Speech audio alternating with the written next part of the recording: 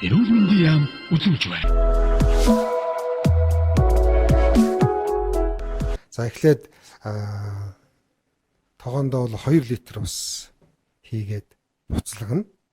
За усаа буцалсны дараагаар бол цайгаа хийн. За дугуй булантай цай, за хар цай, манайхан бас заримдаа бор цай ч гэж бас яддаг. Энэ бор цайгаа хийгээд буцлагнаа. За энэ цагаан дангийн нэг онцлог бол 2 литр усанд 1 грамыг хийдэг. Их 2 грамм, 3 грамм хийчихэж яах гашуун болох гэдэг. Хэрвээ 2 граммыг 2 литр усанд хийнэ гэвэл цайндаа бас хоньны болоод за хүрийн яс чанчдаг. Эсвэл борив тагны яс давхар чанчаар харьцангуй жоохон зөөлөн болдог. За ингээд цайгаа буцлагчлаа. За одоо сүүгээ хийн. Сүүгээ яг сайхан тохируулаад яг сүүтэй цай хийдэг хэмжээнд хийгээд за тэгээд сайхан самраад за одоо эмээ хийн. За ингээд 2 литр цайндаа бол 1 тум буюу за 1 грамм эмээ хийн. 1 грамм юм бол яг 2 литр цайндаа бол тохирдог. За ингээд цагаан дангаа буюу одоо ман дөрвийн дангаа хийгээд за ингээд одоо сайхан самарнаа. Ер нь яг бэлэгдэл байдаг 21 удаа самраад тэгээд буцалгаад уудаг. За 21 удаа гэж яддаг, 100 удаа бас самардаг тохиолдол байдаг. Учир нь цагаан танг бол буцалгаж уудаг, буцлагтаа бүр ширгээж уудаг. 200 грамм усан цагаан тангаа хийгээд за заримдаа борив тоогтой хамт хийгээд ингээд одоо 3-1-ийн ширэгтэл буцгаж уудаг юм онцлогтой. За бид бол энэ удаа бол буцгаж уухгүй учраас сайн самарна.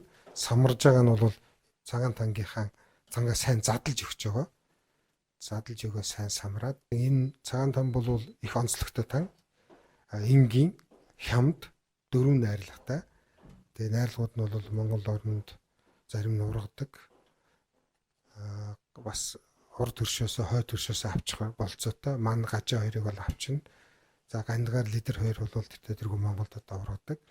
Тэгээд энэгээр одоо тангаа найруулчаад тэгээ ер нь бол хүүтний үлрэлд хоолой барьсан, хамар барьсан, уушиг барьсан, зам хижиг ташуур буюу халдварт өвчнүүдэд маш одоо сайн хэрэгэлдэг. Ялангуяа боловсруулах талаасаа бол цагаан тан бол их сайн.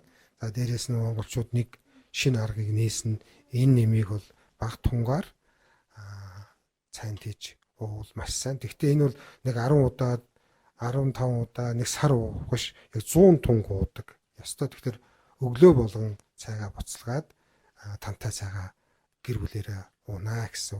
За энэ цагаан тантай буюу ман дөрвийн тантай цайг уусны гол одоо ачаал үүдэл бол ханиад хүрдэггүй гэж. Ханиад хүрсэн ч хөнгөн тусдаг. За тэгээд цаашлаад энэ бол хийц усны гүйдэл буюу зүрх усны системд бас нөлөөлнө. Хийц усны гүйдлийг бол бас сайжруулж өгнө. За хөлөргөн. Тэгэхээр энэ бол өвчин эсрэг шаардууд буюу уламжлалт агахны онлоор бол бие махбодыг тэгшдэх юм үйлдэл бас үзүүлдэг. За ингээд одоо нэг сайхан буцалгаад авна да. За цагаан тангаас гадна бас зарим тохиолдолд норов дулааг бас ингэж буцалгаж уудаг боломжтой бол бий. Гэхдээ гол одоо хэрэгэлдэг нь бол ман дөрвийн тан. За ман дөрвийн тан бол одоогоор бол уламжлалт агахны 7 эмийн үйлдвэрт баг бүгдэнд нь үйлдвэрлэж байгаа. Тийм учраас энэ бол жоргоо олгодог. Энгийн тан учраас уламжлалт агахны эмийн үйлдвэрт үйлдвэрлэсэн уламжлалт агахны эмийг уламжлалт агахны аптекуудад өөрөөр эмийн сангуудаас энэ эмийг бол авчих болцоотой. Цагаан тантай цайн дээр шар тас хийгээ самруул бүр сайн. За болно. За ингээд одоо сайхан самарчин. За ингээд одоо цай маань уухад бэлэн болж байна да. За би түрүүнд хэлсэн ер нь бол цагаан тантай цайг бол 100 тун цай нэг уулуудаг. Өөрөөр 3 сар гаруй хугацаанд уул маш их сайн. Ялангуяа хаврын улиралд уул илүү их үр дүнтэй байдаг. Монгол улсын эрүүл мэндийн яам.